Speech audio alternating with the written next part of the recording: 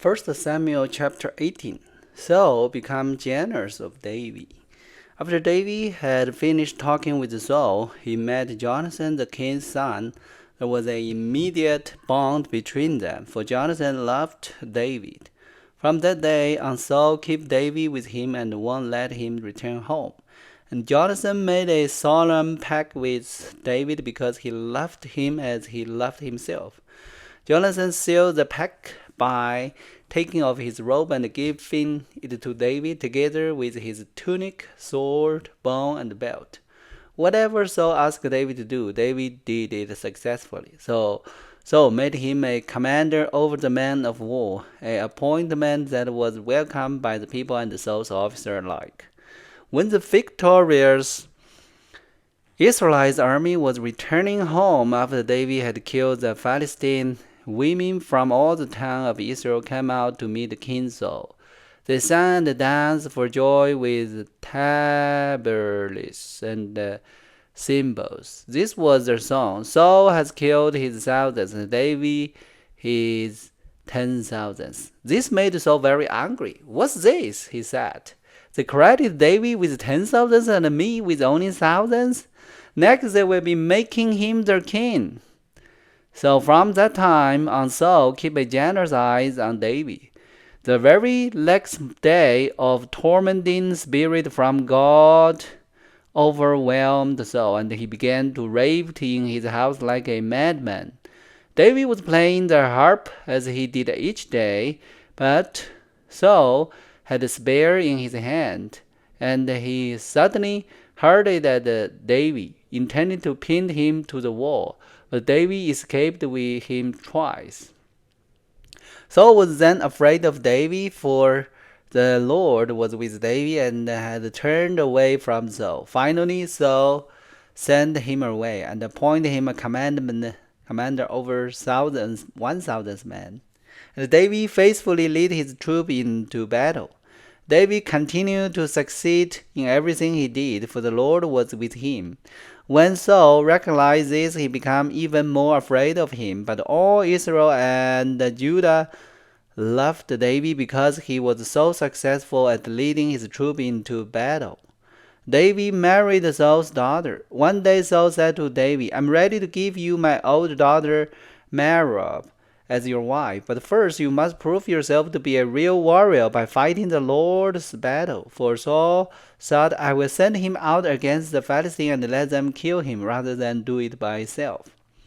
Who am I, and what is my family in Israel that I should be the king's son-in-law?" David exclaimed. "My father's family is nothing." So when the time came for Saul to give his daughter Merab in marriage to David, he gave her instead to Adro, a man from Mahoner. In the meantime, Saul's daughter Maacah had fallen in with David, and Saul was delighted when he heard about it. "Here's another chance to see him killed by the Philistines," Saul said to himself. But David, he said, "Today you have a second chance to become my son-in-law." Then Saul told his men to say to David, "The king really likes you, and so do we. Why don't you accept the king's offer and become his son-in-law?" When Saul's men said these things to David, he replied, "How can a poor man from a humble family afford the bride price for the daughter of a king?" When Saul's men reported this back to the king, he told them, "Tell David that all I want for the bride price is 100 Philistine foreskin. Vengeance on my enemy is all I really want." But what Saul had in mind was that David would be killed in the fight. David was delighted to accept the offer. Before the time limit expired, he and his men went out and killed 200 Philistines. Then David fulfilled the king's requirement by presenting all the foreskin to him. So Saul gave his daughter Michal to David to be his wife. When Saul realized that the Lord was with David and how much his daughter Michal loved him, Saul became even more afraid of him, and he remained David's enemy for the rest of his life. Every time the commander of the Philistines attacked it, David was more successful against them than all the rest of the Saul's officers. So David's name became very famous.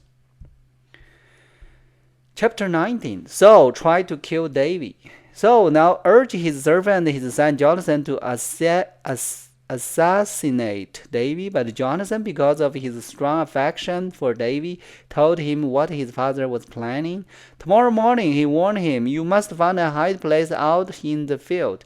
I will ask my father to go out there with me, and I will talk to him about you. Then I will tell you everything I can find out. The next morning, Jonathan spoke with his father about David, saying many good things about him. The king must not sin against his servant David. Jonathan said, he's never done anything to harm you.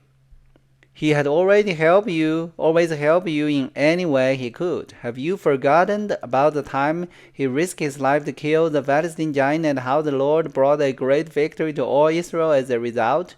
You are certainly happy about it then. Why should you murder an innocent man like David? There is no reason for it at all. So Saul listened to Jonathan and vowed, as sure as the Lord lives, David will not be killed. Afterward, Jonathan called David and told him what had happened. Then he brought David to Saul, and David served in the court as before. War broke out again after that. Then David led his troops against the Philistines. He attacked them with such fury that they all ran away. But one day, when Saul was sitting at home with spear in hand, and the torment spirit from the Lord suddenly came upon him again, as David played his harp, Saul hurled his spear at David, but David dodged out of the way, and leaving the spear strike in the wall, he fled and escaped into the light. Micah saved David's life. Then Saul sent troops to watch David's house.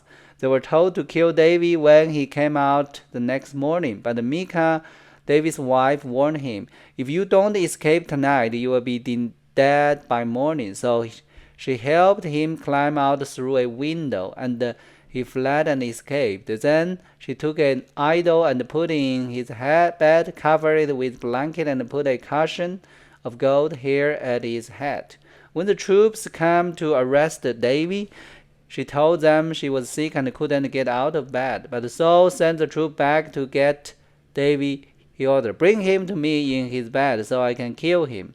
But when they came to carry David out, they discovered that it was only an idol in the bed with a cushion of gold hair at his head. Why have you betrayed me like this and let my enemy escape? Saul demanded of Micah. I have too, Micah replied. He threatened to kill me if I didn't help him.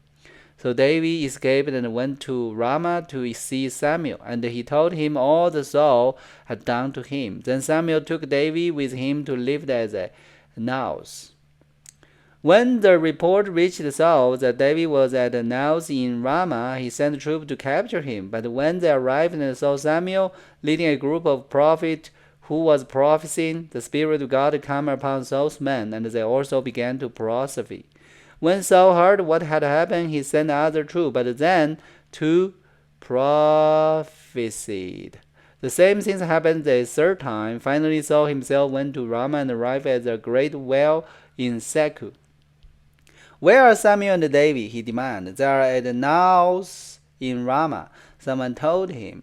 But on the way to Naus in Ramah, the Spirit of God came even upon Saul, and he too began to prophesy all the way to Naus. He tore off his clothes and lay naked on the ground all day and all night, prophesying in the presence of Samuel. The people who were watching exclaimed, What? Is even Saul a prophet? Chapter 20. Jonathan helped David. David now fled from Naus in Ramah and found Jonathan. What have I done? He exclaimed. What is my crime? How have I offended your father that he is so determined to kill me? That's not true, Jonathan protested. You're not going to die. He always tells me everything he's going to do, even the little things. I know my father won't hide something like this from me. It just isn't so. Then David took an oath before Jonathan and said, Your father knows perfectly well about our friendship. So He has said to himself, I won't tell Jonathan, why should I hurt him? But I swear to you that I'm only a step away from death. I swear it by the Lord and by your own soul. Tell me what I can do to help you, Jonathan exclaimed. David replied, Tomorrow we celebrate the new moon festival. I've always eaten with the king on this occasion, but tomorrow I will hide in the field and stay there until the evening of the third day. If your father asks where I am, tell him I ask permission to go home to Bethlehem for an annual family sacrifice. If he say fine, you will know all is well. But if he is angry and lost his temper, you will know he is determined to kill me. Show me this loyalty as my sworn friend, for we made a solemn pact before the Lord, or kill me yourself if I have sinned against your father. But please don't betray me to him. Never, Jonathan exclaimed. You know that if I had the slightest notion my father was planning to kill you, I would tell you at once. Then David asked, How will I know whether or not your father is angry? Come out to the field with me, Jonathan replied, and then went out there together. Then Jonathan told David, I promise by the Lord, the God of Israel, that by this time tomorrow or the next day at the latest, I will talk to my father and let you know at once how he feels about you. If he speaks favorable about you, I will let you know. But if he is angry and wants you killed, may the Lord strike me and even kill me if I don't warn you so you can escape and live. May the Lord be with you as he used to be with my father. And may you treat me with the faithful love of the Lord as long as I live. But if I die, treat my family with this faithful love, even when the Lord destroy all your enemy from the face of the earth. So Jonathan made a solemn pact with David, saying, May the Lord destroy all your enemy. And Jonathan made David reaffirm his vow of friendship again, for Jonathan loved David as he loved himself. Then Jonathan said, Tomorrow we celebrate the new moon festival. You will be missed when your place at the table is empty. The day after tomorrow, toward evening, go to the place where you hid before and wait there by the stone pile. I will come out and shoot 3 arrows to the side of the stone pile as though I were shooting at the target. Then I will send a boy to bring the arrow back. If you heard me, tell him, There's on this side, then you will know, as sure as the Lord lives, that all is well, and there is no trouble. But if you tell, Go farther, the arrow is still ahead of you, then it will mean you must leave immediately, for the Lord is sending you away. And may the Lord make us keep our promise to each other, for he has witnessed them. So David hid himself in the field, and when the new moon festival began, the king sat down to eat. He sat at his usual place against the wall, with Jonathan sitting opposite him, and Abner beside him, but David's place was empty. Saul didn't say anything about it that day, for he said to himself, Something must have done David's ceremony unclean. But when David's place was empty again the next day, Saul asked Jonathan, Why hasn't the son of Jesse been here for the meal either yesterday or today? Jonathan replied, David earnestly asked me if he could go to Bethlehem. He said, Please let me go, for we have a family sacrifice. My brother demands that I'm being there, so please let me get away to see my brother. That's why he isn't here at the king's table. So, boiled with rage at Jonathan, You stupid son of a whore! He swore at him. Do you think I don't know that you want him to be king in your place? Shame yourself and your mother. As long as the son of Jesse is alive, you will never be king. Now go and get him so I can kill him. But why should he be put to death? Jonathan asked his father. What has he done? Then Saul hurled his spear at Jonathan, intended to kill him. So at last Jonathan realized that his father was really determined to kill David. Jonathan left the table in fierce anger and refused to eat on the second day of the festival, for he was crushed by his father's shameful behavior toward David. The next morning, as greeted, Jonathan went out in the field and took a young boy with him to gather his arrows. Start running, he told the boy, so you can find the arrow as I shoot them. So the boy ran, and Jonathan shot the arrow beyond him. When the boy had almost reached the arrow, Jonathan shouted, the arrow is still ahead of you. Hurry, hurry, don't wait. So the boy quickly gathered up the arrow and ran back to his master. He, of course, suspected nothing. Only Jonathan and David understood the signal. Then Jonathan gave his bow and arrow to the boy and told him to take them back to town. As soon as the boy was gone, David came out from where he had been hiding near the stone piles, and David bowed 3 times to Jonathan with his face to the ground. Both of them were in tears as they embraced each other and said goodbye, especially David. At last Jonathan said to David, "Go in peace, for we have sworn loyalty to each other in the Lord's name. The Lord is the witness of a bond between us and our children forever." Then David left and Jonathan returned to the town. And then we were going to chapter 21. So those chapter is still more detail about between David and Saul. Now Saul is become generous David because God favored with David. But that is because at the beginning Saul disobeyed God's commandment.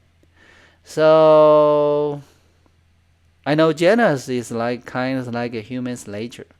And now generous become an social justice. Use another word to hide people's generous. So that is kind of like a total sin. Humans sin, always sin.